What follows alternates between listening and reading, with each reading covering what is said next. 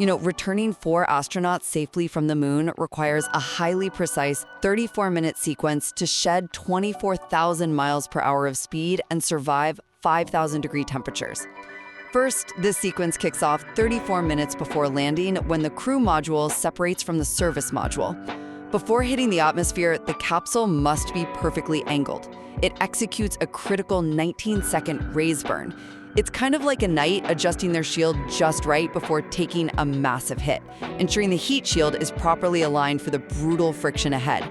Second, at 400,000 feet, the capsule hits the atmosphere at 35 times the speed of sound, causing astronauts to endure up to 3.9 Gs of force. So why does mission control suddenly lose all contact with the crew? Well, that 5,000-degree heat creates a cloud of superheated plasma that acts as a high-pass filter, physically blocking radio signals for 6 intense minutes. Finally, once the capsule survives the fiery plasma phase, it relies on atmospheric drag and parachutes to finish the braking process. An intricate 11-parachute system takes over the whole shebang.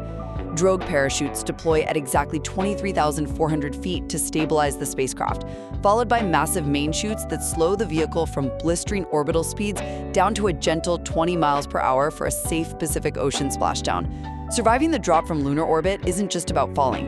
It's an absolute technical masterclass in shedding speed and managing extreme heat to safely return humanity's explorers home.